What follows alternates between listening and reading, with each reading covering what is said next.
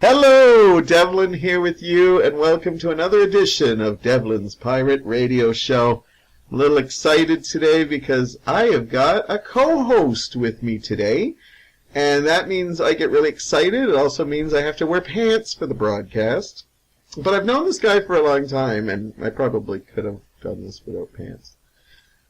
He's a really good friend. I've known him for probably about 13, 14 years, and he is just amazing, and he is probably one of the most attractive people I have ever met, and I don't mean just the physical side. He's got a very handsome face, and, just his rugged body and stuff, and I'm doing this because I know it's totally killing him. He doesn't like taking compliments very well. He's blushing. Manly blushing, though, I must say.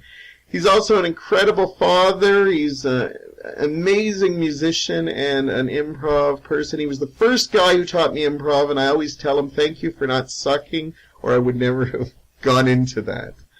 And I think I'm, got him blushing enough now that I can introduce him, because he's been sworn to he can't talk until he hears my name. Didn't know if he was going to be all rebellious or not. Mr. Gary Reid is with me today. Hello, Devlin. Hello. Hello. Great to be here. You are my co-host today, and I knew I wanted you one of my first ones, and I hope this is not just a one-time thing. I'm always glad to be here. Always. I love shooting the shit with you, and thank you for the very nice introduction. That was very sweet. But I'm right, though. You have a hard time with compliments, am I right? Well, no, I didn't mean I was right with how gorgeous you are. But yeah, it definitely doesn't. Hearing praise is not something that's common to me in my life. But yeah, thank you very much for it. All right. Well, I'll try not to compliment you I'll try to treat you like absolute crap for the rest of the show. And you don't have to ever wear pants, right? Oh, well. I say that because I remember you did music for me at the front of one of my monologues. So if you saw one of my Devlin monologue show, you know Gary because he was the country guy. We did Sneaking Around. I told him I always wanted to do that. There were actually, I think of a couple of duets I've always wanted to do with you, but we chose Sneaking Around. And I remember you brought in 3 T-shirts, and I told you I wanted you to look really hot, not just for me, but for my audience. Because it was a kind of a gay thing that we were going for. And I remember you were whipping off these shirts, and I said, should I turn around? And you said, no, I'd be naked in front of you. And I don't know if you were just saying that, but I thought to myself, why am I not doing more shows with Gary Reid? And why am I not coming up with ways for him to be naked? I'm always comfortable around you. Well, that's nice to hear. I like that. It's funny you said about the duets. I would love to do a little show where we do all the duets we wanted to do, whether it be karaoke or acoustically or whatever. That'd be fun. Yeah, I sometimes hear songs on the radio, and I said, I know 2 guys probably shouldn't be singing this, but I want to do this, and I always think of you. Yeah. Endless Love. Yeah. I'd like to do that one. Because I think they're from our era, right? Absolutely. Yeah. That song still, the very original version is so powerful. The movie itself, from what I remember of it, is being kind of tragic. Very dark, yeah. And just the whole passion behind, when you hear her say, my first love, it's just oh, wow, there's this. Yes, I agree with you. Endless Love is a powerful song. And we're going to talk about music. I know I had the right guy to talk about music. We're already started. Because Gary knows that I actually want to interview him first, because there are some people that actually don't know you, which... That's a tragedy. Yeah. That is a tragedy. Okay, sorry, I'm complimenting you again. All right, so I'm going to pretend a little bit that I don't know you, and I'm going to ask you some questions, but I have a feeling I might find out some stuff about you I don't know, because every time we talk, there's always a new dimension. So, first of all, where were you born in Hamilton, raised? Born and raised in Hamilton. Spent almost my entire life here. Now, was it just you and Scott, or do you have any other siblings? My brother came along when I was 13. My parents decided to remarry each other. Okay. After their divorce. Remarried each other. Really? Yeah. And so you were at your parents' second marriage? Well, yeah. Yeah. I mean, it was just kind of I think they did a City Hall officiated thing. Okay. I was just a teenager at the time. Well, when they got married, I guess I was 12, going on 13. And then my brother came into the picture when, like, he was born in '83, and I was, a month later, I turned 13. So, wow. Was that unusual? Your parents divorced and then they're together again? I don't know how common it is, but from what I understand is my father had kind of the wild life and then cleaned up his act a bit, and that was what allowed my mother to allow him back into my life, because she didn't want me to see my father in a state of, disarray, whether it be alcohol or whatever the trouble was. But the funny part about it is my brother, I always tease him and joke that he's my stepbrother because my parents remarried each other. Sure, he's my actual biological brother, but whenever he gets under my nerves, it's like, yeah, what do you expect? You're my stepbrother. Now, there's a big age difference between the two of you? That's the other funny part. He's 13 years younger than me, but almost everybody that sees us together goes, which one of you is older? Yeah, no, I've met Scott, and I didn't know you were that big an age difference. Yeah. Now, I think my brothers have a big age difference, 8 and 7, like years thing, but you guys are still close, though, right? As the years have gone on, he's become more of a man. When he was younger, he was kind of a wild one, and, we all were, but we also pay our dues and whatnot, so he's married and kind of takes it easy now, holds down a job, good kid. Yeah. Like to do more adventures with him, and hopefully this summer I'll drag him out of his little comfort zone a little more this year. Sometimes you have to drag people out of their comfort zone. Yeah. So your upbringing, what was it like schooling and stuff? Did you go to, like, college or university or anything? Well, I lived with my mother, and more or less my grandmother looked after myself and a couple of my cousins. During lunch hours and after school and whatnot, occasional sleepovers. But we were a couple blocks from our grade school, so we would walk there. And then when high school hit, we were just a few more blocks down. We went down to Delta for high school. So I did all my schooling within walking distance, which was fine. The one time I made the mistake of bringing a bicycle, it was destroyed half of the day into it. Somebody decided to kick the shit out of it while I was sitting there chained up, not bothering anybody. So, yeah, when I did the high school thing, I was kind of sick of school. So when I come out of school, I went almost right from like a part-time job to a full-time job that my uncle got me, and realized that I don't want to be these coming here 5 days a week schmoes. I'd rather be a boss or have like a really high-paying job. Short-sighted thinking in the overall scheme of things, because all I did was go to college, waste time, not get a diploma, and go into debt.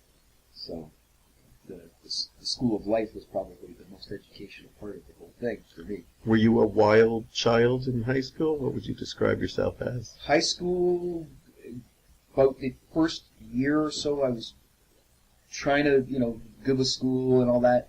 Then I got a little bit wild. And then I think by the time I started settling down with the girl who I wound up getting engaged to when I was young, the wildness kind of petered out. I didn't get into like hard drugs or risky behavior.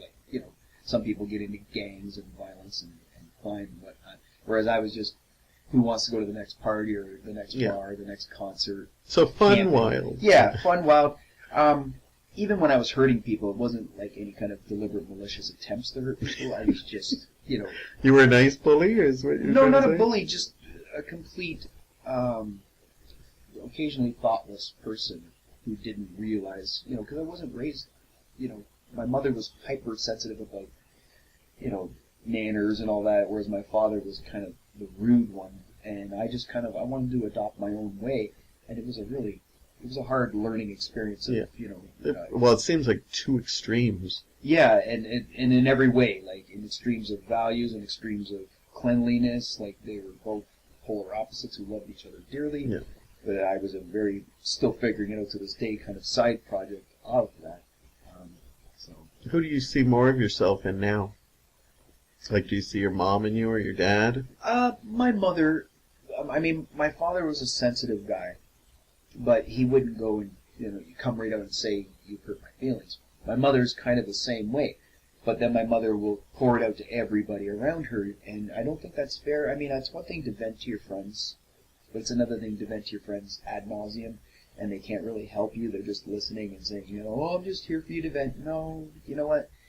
what you need to do is tell the people that are bringing you to the points where you're at that this is what is wrong. Like, hey, I don't like the constant racist comments, and if you don't like me calling you out on that, I mean, there's a difference between people. Like, for instance, when I was young, I never knew that being a Heim was a racist term. I didn't know that. No. I've never thought from a place of hate.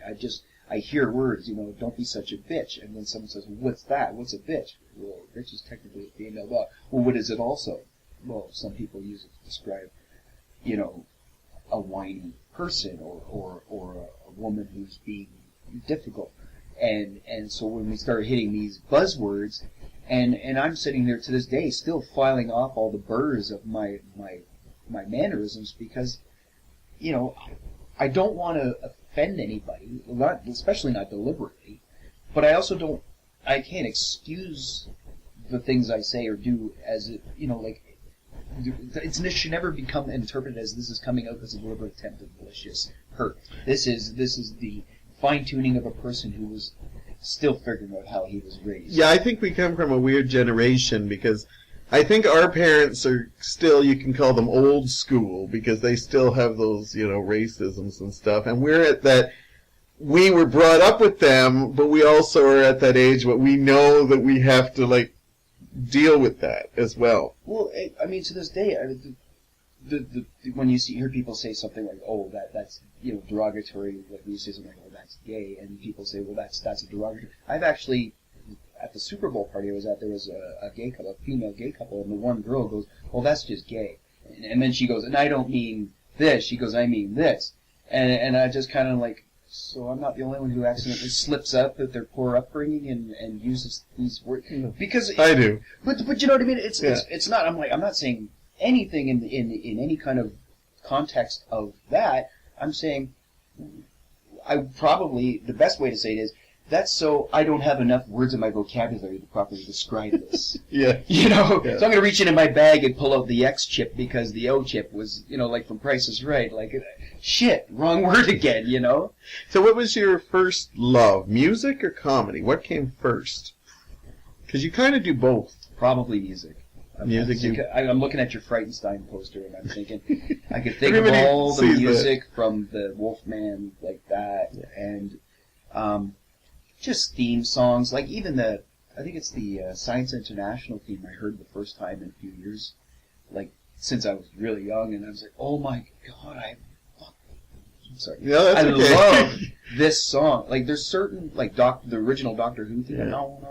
Like there's certain things that just touch my brain musically, like the opening to Band on the Run.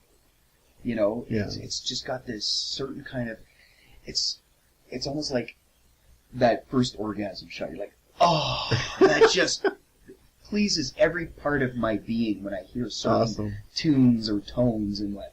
And I think it can go also the other way, and you probably can identify with this. Certain songs, it just, as soon as you hear it, you're like, oh, you reach to turn it off or change the channel because it's like, no, there's never been a time where I've enjoyed this. What age were you when you picked up a guitar and said, I want to do this? To actually play, because like my cousins used to have guitars and drums laying around at my grandma's house, and I would just pick at the strings, not actually play them, not know how. But I was always fond, like my cousin's drums, I would play his drums. When it finally came down to playing guitar, I think it was the Christmas of grade 9. My parents, we'd all opened up our presents for the year, and I'm sitting there going, oh, right on this, good times, and my mom's like, kind of gives my dad this look, and she's like, oh, go get that other thing. And I'm like, what? So all of a sudden, my dad comes around the corner with his Vantage Avenger. It was a all wood grain, really nice looking guitar. I wish it still had it the way it was. But as you become a teenager and stuff, you paint it, and put blood on it, and make it look like a metal guitar. The last incantation of it had a picture of Elmo on it. We called it the Elmo Caster. Yeah. So that Christmas, when I got that guitar, my cousin, who was a few years older than me, who was like one of the musicians, like the one of the guy who always plays drums and stuff, he was the guy. Like musical genius. He was kind of my mentor. He could play sports. He could do art. He could do music. So he was kind of what I wanted to. I didn't have an older brother. I didn't have a father who was into that kind of stuff or demonstrating that kind of interest to me. So when I started playing my guitar, I would go over to his house. He just got a guitar for his Christmas. So I would just learn little things here, learn little things there, and practice and practice and practice and practice. And that's all I did was play and practice to the point where I got to a certain point where I was getting really good and learning a lot of theory, and it was becoming very involved. And my mother came in one day and goes, I don't know why you practice that thing so much. It's not. There's always going to be somebody better. You're not going to make a living doing that. You need to go get a career, like a welder or this, that, or be a doctor. And it's just like, it was like kicking me in the stomach. All of a sudden it was like, okay, you know what? You're right. I'm going to learn all these songs, and then nobody can sing them, nobody can play them. What's the point if I'm learning Paganini, a violin concerto on the guitar, if 100 people out of 200,000 are going to rather hear Wild Thing or Louie Louie. So I kind of just started learning local hits as I started getting older and approaching the 90s. And so I was doing a jam band with a bunch of guys, and we would do everything from Colin James to Red Hot Chili Peppers to Kiss, and we would pack this place every Thursday. It was the place to be. Nice. The one friend has gone off to Whistler, become a DJ, and still does music, comes in from time to time and play with some of the members of a little band. The bass player is actually touring Europe and is in 3 successful bands. He's an amazing, success story. So everybody kind of went off and did their own thing, whereas now I started writing originals and taking original writing seriously. So when I'm locked into an original concept, I go back to my confidence issues of, is this what everybody wants to hear? Should I play for what people want to hear or what I want to do myself? Because I want to play everything. So I want to, when I see your Ramones thing, I think I would love to play 1, 2, 3, 4, and also like to play big, involved, theatrical, Blue Man groupie production type music. But when it's all said and done, I just like the camaraderie of being and doing and playing and having fun at it. So when it was, I lost the sight of the question. I'm sorry. I love seeing your passion about music so much. I just asked you what age you started at, and you told me this wonderful 14. story. Yeah, 14! That's all right. Short answer is Nobody 14. will really get to know Gary Reid in this. If you want to see the math, I'll send you the paper. Now, have yourself a drink. When did comedy come into play? When did you get into improv? Well, comedy was around... Fondness for comedy was around the same as music, like Mork and Mindy, Laverne and Shirley, everything from the 70s all the way up through my life. I've always been massively into comedy. The funny part about improv was I ran into, it was when the Raptors first came into existence, and it was the first or second year there. Buddy and I went to the bar after the game in Skydome, because they still played in the Skydome, Rogers Center, whatever. And we were at the bar, and in come a couple of the Raptors cheerleaders, and the guy they called him Mighty Mac. He was like the host, and he would give away prizes and stuff. They were still trying to endear Canada to the game and make it exciting aside from the crazy amounts of basketball. So I sat there and I said, "Can I ask you a question?" And he goes, "Yeah." I go, "How did you get into this?" Because I'm thinking to myself, dude, he's been on YTV. He's standing in front of a bunch of Michael Jordans and all these other people that I would love to be standing that close to. What do I do to get in this? And he goes, you want to go to the National Institute of Broadcasting? Because I mentioned to him that I did the thing on the Sun had where you call to leave a voicemail and they call you back and basically trick you into coming in and listening to the pitch. So when I mentioned NIB to him, he goes, "Well, you could do that." He goes, "That's good." He goes, "Or you could just go to Second City." And I go, "Second City?" He goes, "Yeah." He goes, "They have improv workshops and stuff, and you work your way up there and become trained in acting and all that." And I thought, okay, well, I'll do that. So I signed up for the level A of Second City, I think, first chance I got. And it was okay. A lot of same thing, people who want to be actors or comedians or whatnot, or didn't know what they wanted, or they wanted to just be in business and they wanted confidence. So it was really kind of an eye-opener that, okay, this is easier than I thought, also harder than I thought, because I can't just come in and crack jokes. That's the thing about improv, is you can't waka waka, it gets disruptive. And then I ran into our dear friend Larry Smith, a Hamilton staple here, who's a legend in the comedy of Hamilton. Absolutely. Everybody doesn't even know him. I mean, not everybody, the yeah. mainstreams don't know Larry. They know Louis C.K., they know, Zach Galifianakis, but this man who's like make you piss your pants at every chance, a lot of people don't know him. And I ran into him at the bar I was working, and I go, hey man, and I go, yeah, I'm in level 8 at Second City. He goes, oh, don't go there. He goes, go to the Staircase Theater on Dunder. I go, why? He goes, it's free, man. He goes, it's like $2 or something. Okay, so I went in there, and we're in this dingy basement of the staircase, and this is before we put all those seats in there and did all those big elaborate changes, right? It was like a dingy basement.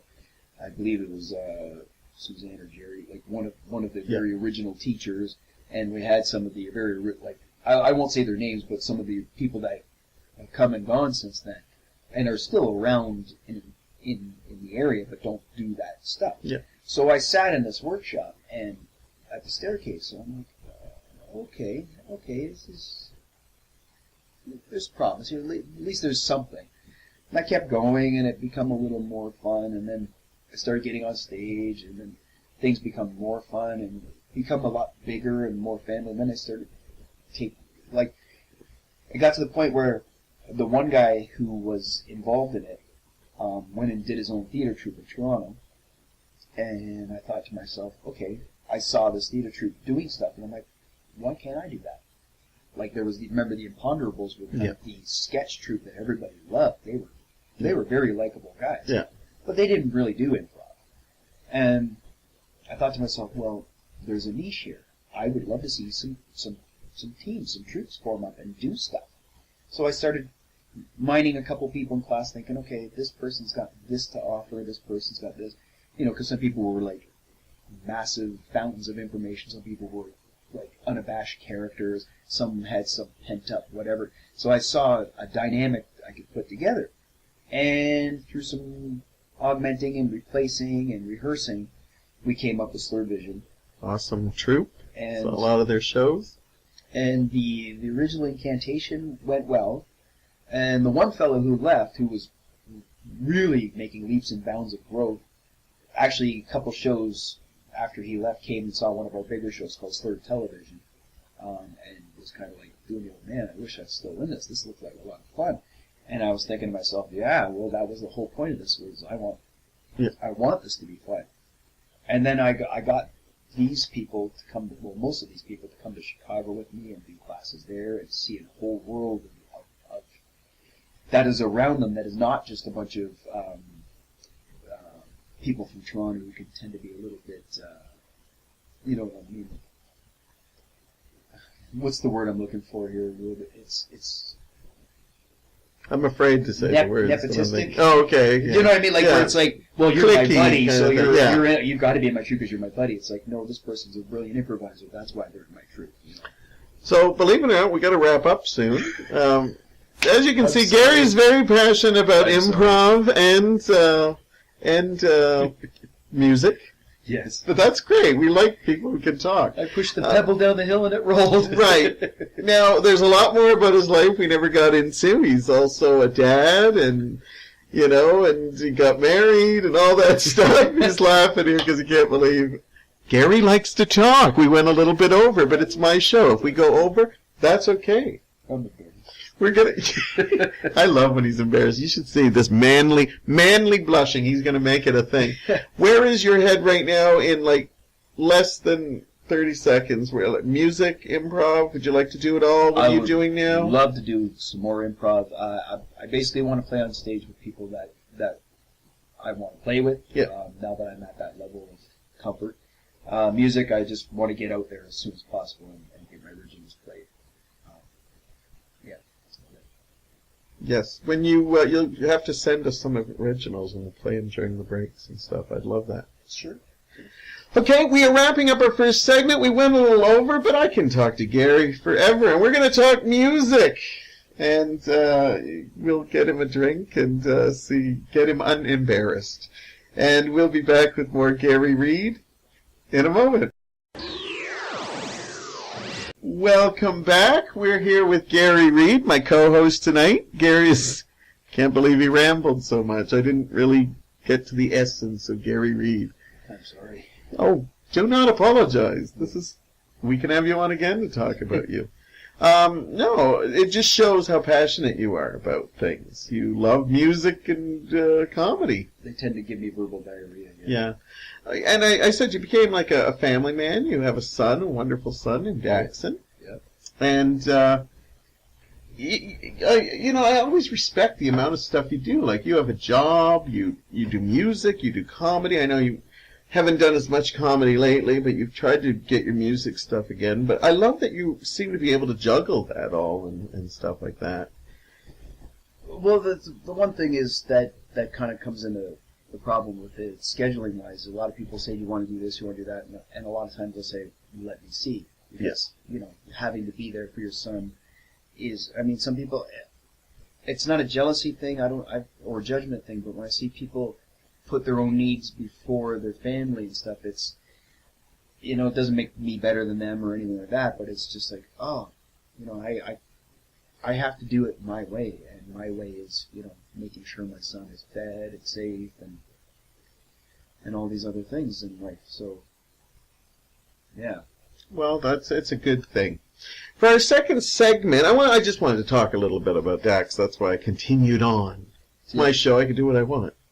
But I wanted to talk music with you. Just shoot the shit for a couple of minutes about music and just little things like influences and stuff like that. Like what was an album or something that you first fell in love with? Like you first knew, like you played over and over again. Like you mentioned some stuff in the first segment, but see, when I was younger, I used to hear a lot of albums. Yeah, my mom would play, music. Yeah, we'd be inspired by our parents constantly, like while she'd be cleaning or whatever. There'd always be the latest album.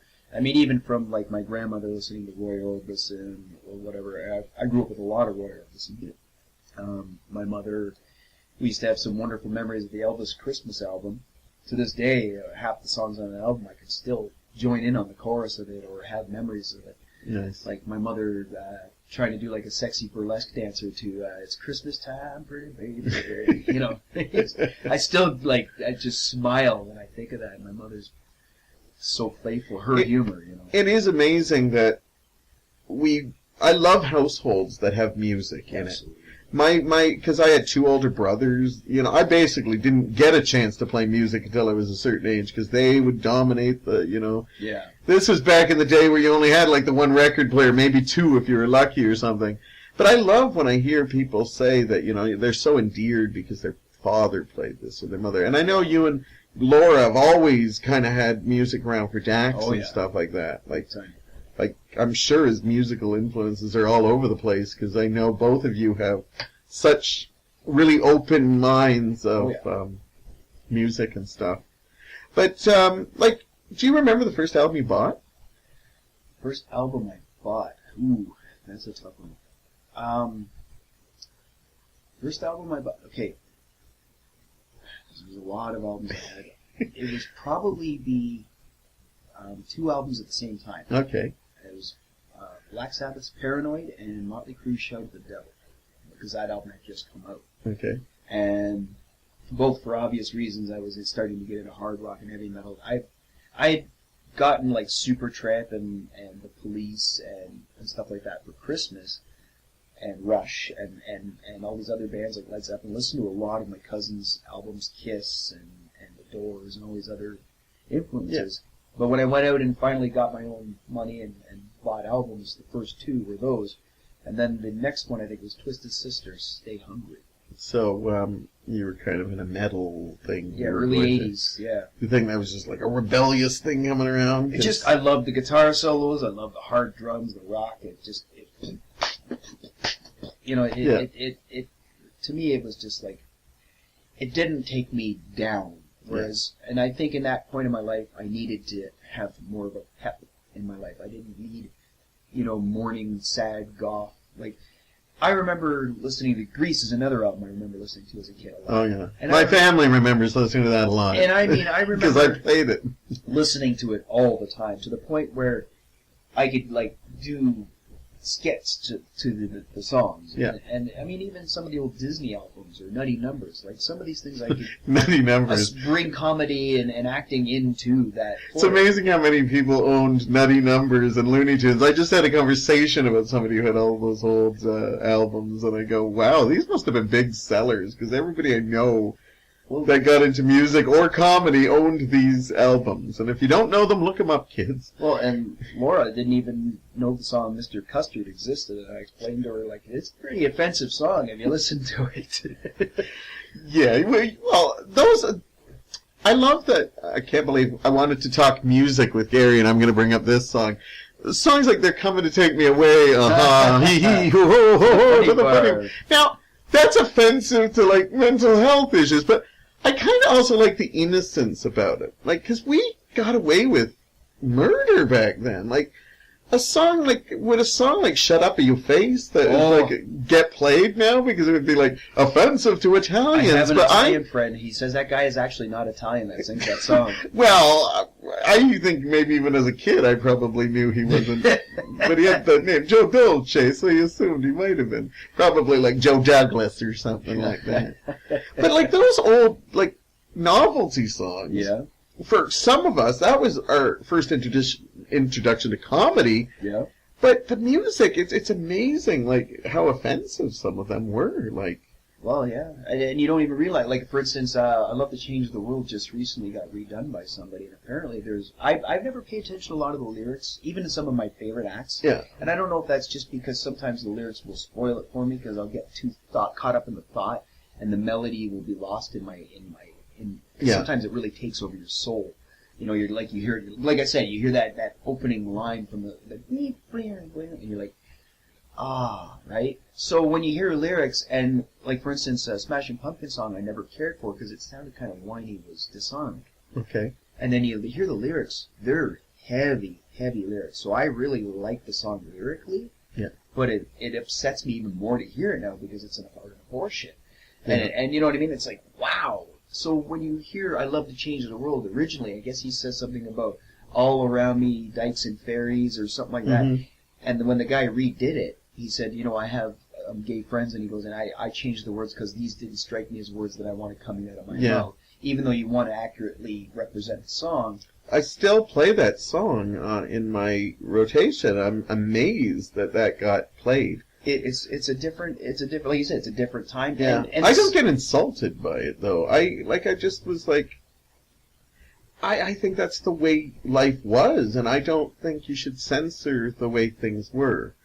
It doesn't mean you have to write a song that has that line in it every time. Well, even when, I don't know the context of the song because I don't know the actual line that well, but from what I'm understanding is, the perception of that being bad is why he wants to change the world in the first place. Right. You know what I mean?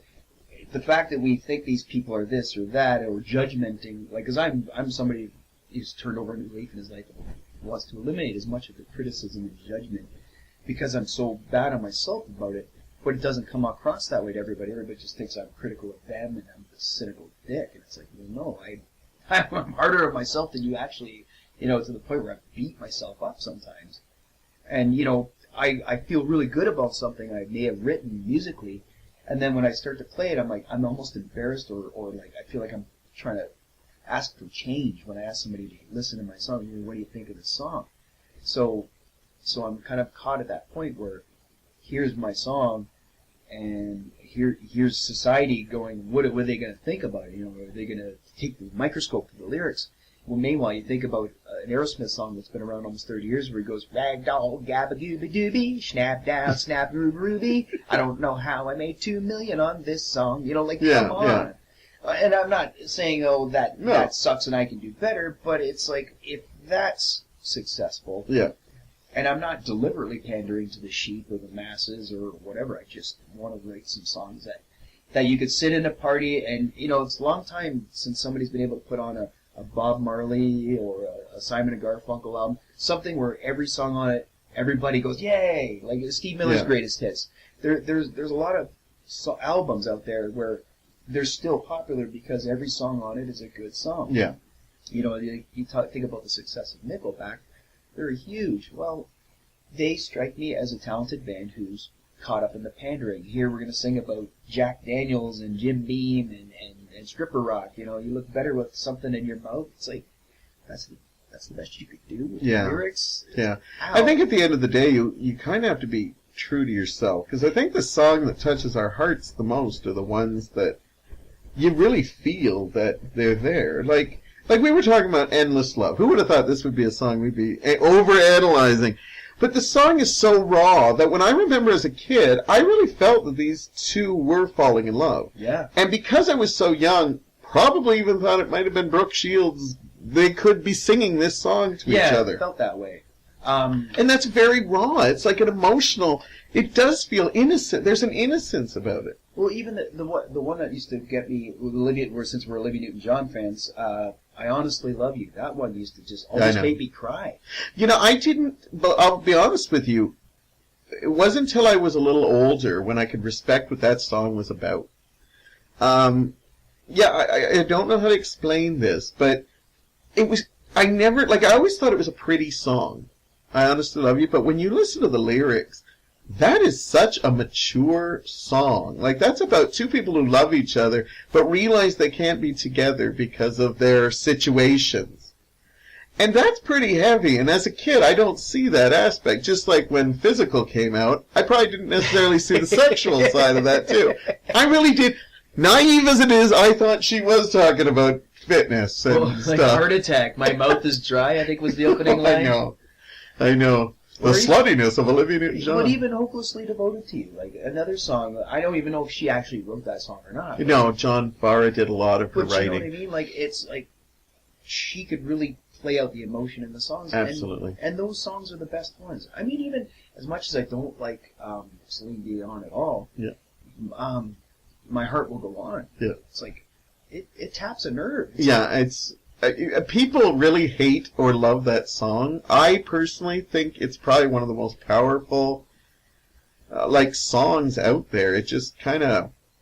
Oh, yeah. Yeah, it's out there, and that's the ones that are, amazing. But I like that you mentioned, albums that you can put on that people like. I remember a friend of mine and I talked and tried to figure out, what album do you think most people own? And we had a hard time because we always thought, no, that may be, but not. Because you could always go by, the biggest sellers, the Frampton Comes Alive. Eagles. That was a monster. I know, that was. Which is weird that somebody's only really big album was a live album. I always thought that was strange. If I had to guess, maybe North America-wise, I think maybe Bob Marley's Legend, just because there's so many good hits on it. Yeah, I think that's a good... I think we had that up in the top 10, probably. I also thought possibly Bad Outta Hell by Meatloaf, because it's kind of caters to the pop, but it also has rock elements. It's almost operatic in some ways, but there's always going to be an album that you can find somebody didn't own it, kind of thing, Well, there's a little something that you don't know about me. Bad Out of Hell has always kind of parallel rode along with my life, where I've never really been all that impressed by it. Okay. As I've gotten older, that's awesome. As I've gotten older, I've embraced it and respected it, especially now with theater and stuff. I really appreciate the album. But I never thought Let Me Sleep On It. These are great songs. This is basically a musical waiting to happen. It is. And then the funny thing, I actually spoke with Nathan, a friend from high school, who's a huge musical fan and a huge theater guy. Yeah. And we talked about, I said, I would love to take Rush songs, 5 to 10, 12 Rush songs, and make a musical about, and it doesn't have to be about Rush, it has to be about somebody's life. And all those songs are dictating the script. Kind of like what they did with, they've done with Queen, ABBA, or Billy Rock Joel. of Ages, stuff like that. But no, and I'm surprised it hasn't been done or somebody's not working on it right now. Well, count me in if they want some help in the writing of that, because the opening one would be Working Man. That's the one that kind of put them on the map to begin with. And it tells a story. Get to work at 9, like call me the working man, and it's like, so this guy gets up for his day, goes to work, and then what else happens in that day? And to show you how naive I was about Rush, and I do actually really like Rush. I was late to the game of it, but I was excited that they had a song called Xanadu, but it wasn't the same one. Definitely not. Yeah, no, being a big Olivia Newton-John diva, I was like, did they do a version? And no, it sounded nothing like it, so I didn't respect that song until much later in my life. I like Olivia's version better anyway. Before we get wrapped up here, as I get older, I find that songs that I kind of used to like, I have a lot more respect, and I'm afraid it's because I'm getting older. John Cougar Mellencamp, Bob Seger, Bruce Springsteen.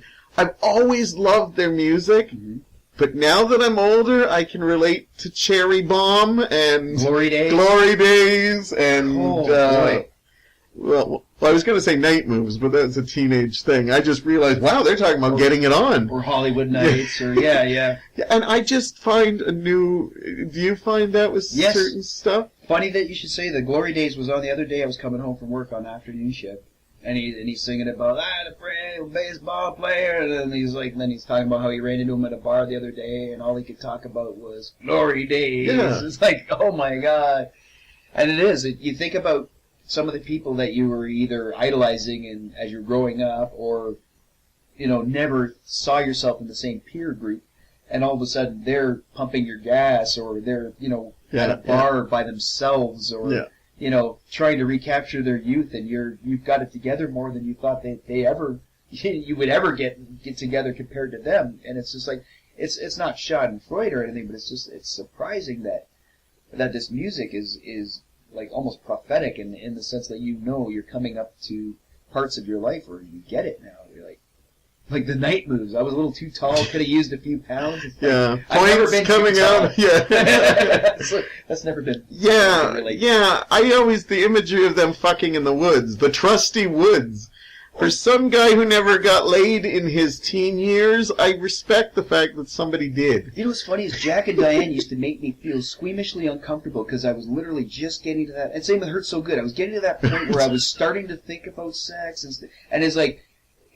When Jackie's gonna be in the debutante of the back seat of Jackie's car. And he says it so mumbly jumbly on AOC, and I'm like, did he say she's gonna be gobbling on his what? Like I didn't know for the years, right? So then I started to hear the words and make sense of the words. I'm like, oh, okay, that's just an elaborate way of saying that she's just all she's there for is.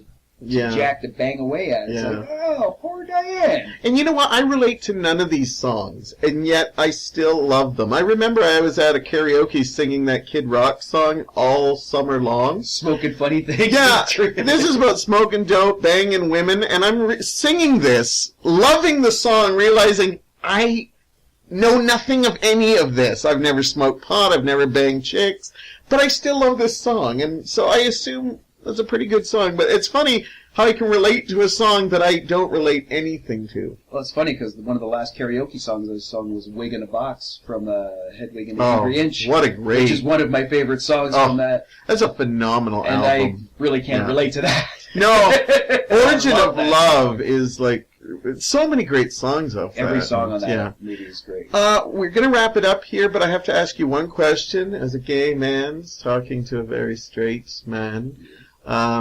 What's your take on ABBA? Love them. Do you? Love them. See, I've got a theory that I think more and more people are discovering just how complex and incredible ABBA was with their harmonies, and I find that nobody does that style of pop music. Like, if you listen to the backings and the vocals, I just think it's some of the hardest to produce pop songs.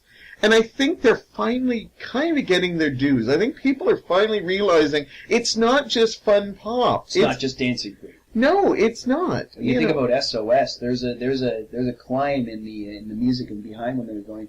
And now you're gone, and it's time to go on. You just hear this running. Yeah, you hear little things in their stuff, like just the backing vocals, and stuff like that. Well, even the harmonies. And I'm always interested when I hear somebody who one of their first albums was like Black Sabbath, to see what you thought of ABBA, because always have. Always a fun time. And you know what?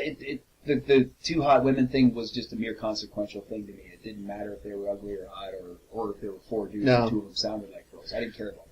But if you're ever looking for a fun evening, watch some of their really cheesy videos, because they like to do the weird facial things. Oh, yeah? And like Fellini style? Yeah. And I swear, a lot of times they were just sitting on a lazy Susan and going around in circles, So, anyhow, Gary, we'll have to do a whole hour of music talk, because we talked about everything from Nutty Numbers to ABBA to Black Sabbath.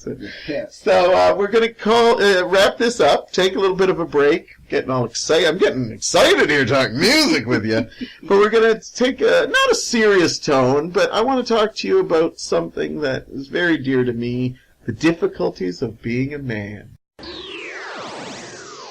And we're back. I'm still, I don't know, I almost felt like I should smoke a cigarette after that. We were just so passionate about music. And I never learned to play guitar. I was in a group. A lot of people will be surprised. When I was a teen, I was in a group. I was the lead singer, and we wrote original songs. And I wrote the lyrics and stuff. I'll talk about it eventually. I'd love to get the guy who is the guitarist in our group, because we never ever played live. We rehearsed, and we had some great, we thought they were great at the time, but probably not. But I will talk about my experience, because a lot of people don't know about my band life, but he got me to almost try learning guitar. I actually bought one, like a used one, and I think it hurt my fingers the first time, and I said, music isn't good to me. I want to be on front, dancing, singing, creating. But I respect guitarists amazingly. Okay, we're going to switch from music for a bit. I asked Gary if we could talk about this. The reason I chose Gary was because he had a situation happen to him, and if he didn't want to talk about it, it was fine. And I don't even know how this is going to turn out. But basically, the situation is, and when I say we're going to talk about the difficulties of being a man in this world now, I want to put a disclaimer first, is that I am in no way saying that men have it worse off than women. I am not trying to say that. I'm always about human rights. Mm-hmm. I hate when there's men's rights, women's rights. I think it all should be one. Right, absolutely. But for this segment, we are going to talk about, because I talk to a lot of men, and they seem to be in a similar boat. And this is why I want to bring this up. Maybe about a year ago or so, you posted something on Facebook that was I want to say it was a woman who was writing a letter to the future girls that were going to date their sons. Right. And she was talking about how, they can wear all their mini skirts, wear all the makeup they want, be as slutty as they want, but her sons were going to be raised good. Yeah. They're not even going to look at you. Now, you posted this thinking, what a positive thing. This mother is saying it like this. Well, I actually hadn't read the whole thing. What I got was a mother taking an active role in her son's lives. Okay. And not one of these, a father taking an active. It was nice to see any parent taking an active role in their child's life, especially when it comes to cyber safety and social whatever. Right. To me, it was more important that the parents were involved in their children's lives. And I didn't delve too deep into the interactions, and I guess everybody had fine-tuned combed this lady's statements and thought it to be hated women in it, or whatever it did. It made all this stuff made me look bad. And I'm like, well, no. Okay, you misunderstand. Yeah. Because I don't care what she's saying or what they're saying. What I was saying is I care that a woman or a man, a parent, is involved in their child's life more than just saying, what'd you do today at school? Right. You But I just want to elaborate. What happened is that Gary kind of must have left his computer for a bit, and then you were lambasted with lots of women. It was mostly women, including women close to you, that basically said that it wasn't right for the mother to do this because a woman is right to wear whatever she wants, be who she wants, and if she wants to show her sexuality, they could. And basically, you got ostracized for it. And I remember reading this and saying, oh, Gary has no clue what he's going to walk into. And I remember writing you a note saying, I'm here for you. And you did. You came back with this, what you said, because you basically told them that you were looking at the aspect of her looking out for her kid. Yeah, and I think the negativity that already exists in the world doesn't need to be fostered every time somebody does something. You jump down on somebody's throat. Like, if I say I'm feeling down and upset about something in a scenario on the internet, and the way I say it may come across to offend a couple people, that doesn't mean you kick that person while they're down. Maybe private message them and say, hey, I don't know if you know this. Everybody's so mob mentality the first chance they get, especially in this social media. Right, and I think that's one of the bad parts of social media is that we are so quick to judge. And you're right, why wouldn't people private message you and stuff? Because, I read it instantly, like Gary didn't mean it to be this way, but all of a sudden, it was like you were being offensive to women, you were being, careless at this, and I just couldn't, I was in shock. It was my first, now I have been through it too. I remember posting the song Blurred Lines, and how many people just basically made me feel like I was supporting date rape and stuff. And when I listen to that song, and I've heard them talk about it, it's done tongue-in-cheek. And the women, and what I hated about it was that when the women did the parodies of it, the men were being forced to, take dildos in their mouths and stuff like that. And what bothered me was that none of the women in the Blurred Vision video, to me, looked like they were forced to do anything. It was we're being paid, we're in this video. They also seem very bored about, Robin Thicke when he's singing this song. Yeah. But I got, the words date rape constantly thrown in my face. Yeah. And I said, are you kidding me? Rape is such a sensitive subject to me that, no, I refuse to, if that's the way you interpret it, it's fine, but don't put me in that group. If I eat a Mars bar, don't do research to find out if there's something wrong with the company that makes Mars bars to immediately monstrosize me. I like a Mars bar because I just want some sugar. Mm-hmm. Okay, I'm not making a political statement here. But isn't there a thing with Nestle going on? Oh, yeah, absolutely, and that's the thing. And yes, I can respect, and same with Nike. All these people have their hate on for Walmart and all these other things. You know what? There comes a time where, I will do what I can, but I'm not going to cut off my nose to spite my face just to be a political activist for 15 minutes on Facebook. Right. Now let's go to where I get the problem with men, is that it's not just what we post or say. I have talked to a lot of men, married, single, that basically say that they tend to just go along and nod their heads and don't even say their opinions because they know they're going to be called wrong. Do you find this in any way? I see it when I see, couples and stuff, that they wonder, because the women are always complaining, why don't you give your true opinion and stuff like that and stuff, but I talk to men, and men tell me that they don't feel they can, because they'd rather deal with the silence than deal with being, that's wrong, that's the wrong answer. It's almost like they're being set up to, and I find that's why a lot of men just don't talk about things nowadays. Well, yeah, and I mean, which is funny, because for years that was the stigma, that was the strong, stoic man, never talked about his feelings. And every time I talk about my feelings, I'm being a whiny bitch, or I'm being a narcissist, or I'm being this, or I'm being that. I call it walking on eggshells. If I can't say how I feel, then why do you even tune into me to find out how I feel? Just don't even ask. How do you feel? Well, you shouldn't feel like that. Think about this and think about that. Well, okay, but I still feel lonely, or I still feel sad, or I still feel hungry, or whatever my feeling is, I still feel it. Now sorry. No problem. No, I just and when you're talking about blurred lines or whatever, I'll give you a perfect example. If I posted, and I would never do this, I'm a fan of every single type of female body, small, big, gigantic, freaks. I don't care. I don't care if you're a dwarf in a wheelchair with one leg.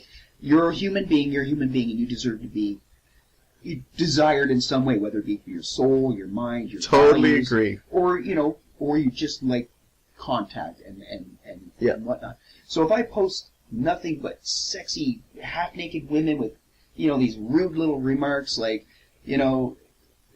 whatever, I would be inundated with the same thing you're talking about before. People just, what kind of what are you trying to teach your son by this? But there are women out there, I just want a man who listens and likes to cuddle and loves. But they post the guy with like a towel over his dick, and he's like the most gorgeous thing you've ever seen. And I posted that picture because it was artful. No, I'm kidding. I'm joking. I'm joking. And then it says, if I can walk to the kitchen, you don't deserve a fucking sandwich. Like, what are you trying to say by saying that? Yeah. You want a man who's loving and is a good father, but he better have washboard abs and better be able to press 250 pounds and have tattoos down his one arm. And, like, what is sexy to one is sexy to another. It doesn't matter. It's a matter of what is right and wrong, and if I feel that I find every woman sexy, I don't have to post it online.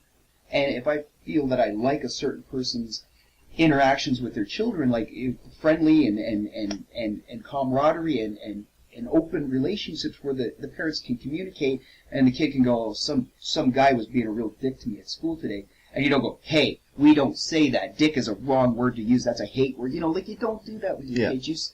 You get to the core of how he feels or how she feels. Yeah, and care. You're losing the meaning of what's going on.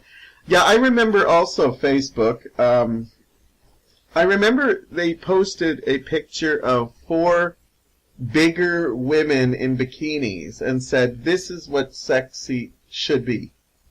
And I thought it was wonderful because I agree with you. I find that, like, I know I come off as shallow, like, ooh, that guy's hot, for obvious. But I also find that I get attractive easily once I get to know somebody, their personalities, even if they're not. Yeah, I don't really have a type. And if, because I've seen gorgeous guys that when you get to know them, you're like, oh. Yeah. And then I saw ones that wouldn't be, I might not, like, drool when I first see them, but then I get to know them, and then I think, wow, they're really sexy.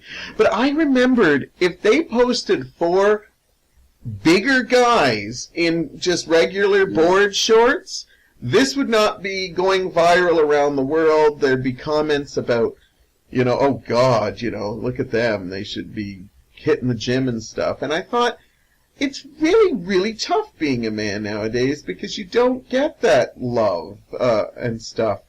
They also recently posted they showed a video where a guy it was just a test, it was a fake video, but they had a guy that was reprimanding a woman, like just ripping into her, and even like small hitting her, and all these people came to her defense. Yep. Then they had the same 2 actors reversed, and the guy was now being ripped apart by the girl, and people were laughing and avoiding the situation, but they were got involved. Right, giggling. How is that? Right? Absolutely, man. That's the thing. It's like, or you think about, and this can go both ways. Do you think about a guy like that football player Ray Rice? She was like yelling at him, screaming, hitting him in the face, whatever, and he laid her at. Oh, that was unbelievable footage. Right. And I'm not just by no means justifying that, because I'm the kind of person that's what frustrates me, because I would never I've been to that level of anger and never done that. Yeah. So you take a little bit of brain damage and steroids and whatever upbringing, like the other football player sent his 4-year-old kid out to go get a branch so he could beat him with it. It's like, you know what? That's what they did in the South. They also used to hang people in the South. You got to eventually start to change with the times that make the most sense. And beating a small 4-year-old child with a branch or laying out your pregnant fiance in an elevator the ends do not justify the means. No.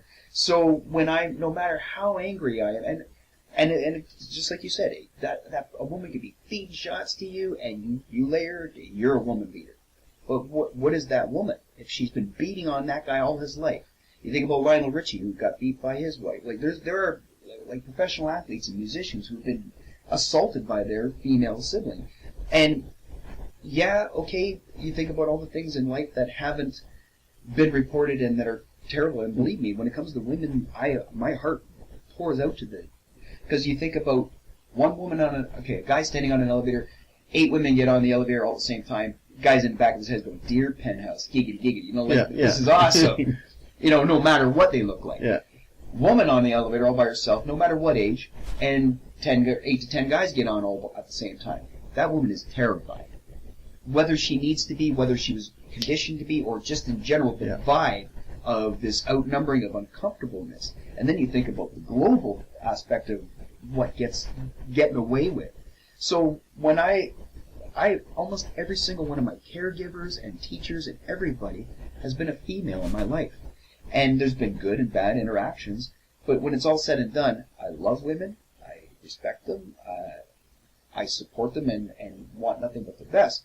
But I also don't want to be villainized when I slip up with my wordage, or, you know what I mean? Like whenever I go out and put myself out there, the last thing I want is an attack. Like, I'm on your side. Well, you can't be on your side because you said this. Well, no, I didn't say that. Yeah. No, I totally agree with you. And again, I'm not trying to say that men have it worse than women. Women have a hard time. Yes, but a lot of men they have to stay quiet. Women get sexually abused and that. They don't talk a lot about the guys that are getting sexually abused in there, Yeah. I personally, some people might find this funny, I do not talk to me about circumcision. Because I can't believe we still live in a world where we know it's wrong to circumcise women, that they still do in other countries. Yeah. But it's not a choice for boys. It's basically the parents, cut that off. Cut that off, even though medically there is so much research saying in most cases there's no need for it. It should be the guy's choice when he gets old enough to deal with it. We literally, this is something I always say, do not bring this up to me, because I am so upset about it, because if I would be a spokesperson for someone, I'd like to be the face of circumcision. Sorry, that sounds horrible. You need a little extra skin. No, honestly, for you cut guys out there, that would be me. Thank you for your candor. Mike is gonna freak, but I am uncut. Right. My mother was German, and was like, no, don't worry about the extra, luncheon meat on there kind of thing. But to be honest with you, if most guys felt how incredible it was when you have sex, that's what I hear. You would be like fucking hating your parents for making that split decision, because you come into a world where they basically say, you're not perfect. Like, we talk about being yourself. Be yourself. But boys are automatically said, that looks horrible, take it off, and they fall back on these medical things that if you do your research, they say it's not even there. I can't believe we talked about circumcision. Over 10 years ago, I had my son circumcised when he was a baby, and I do regret the act because of the fact that I've been enlightened to a lot of information since then. But from what I understand, there was health side effects and all this other stuff. And I thought, and my mother said, I got you boys done because your father was, right? So, and then I watched this video, it's based in the olden days when people didn't want to experience pleasure. Well, I got news for you. From somebody who has a circumcised penis, feeling pleasure was never an issue. If anything, it was still, if I had... Stop trying to turn me on, well, Gary. If I had the extra pleasure, I probably would have been known as the 1 minute man for the rest of my life, because there's no freaking way. I can barely even think about sex without it being over. Do you know what I mean? Like, I have to calm myself, because I can have it 25 times a day and still be very excited about it. Oh my God. And I think we're going to have to wrap up on that note, because I have to, get rid of Gary so I can jerk off a little bit. But, sorry, did I say that? But anyway, see, we didn't think we learned too much about you because you talked the first segment, but now we know, you're cut and you could have it 25 times a day. And still be looking forward to it. Oh my God. I need some time off here. Gary, thank you for coming on the show. I'm so honored that you came on and been a co-host with me here today. Thank you so much. Did you have fun? I had a great time. It flew by. It does, especially that first segment. Sorry I talked so much. No. Maybe if you don't wear pants next time, and then I'll be distracted. Gary Reid. I might. Gary Reid is probably one of the most passionate people I have met, no matter what the topic. Thank you. And we are going to go now, and please come back again sometime. I'd love to. All right. And I will talk to you all very, very soon.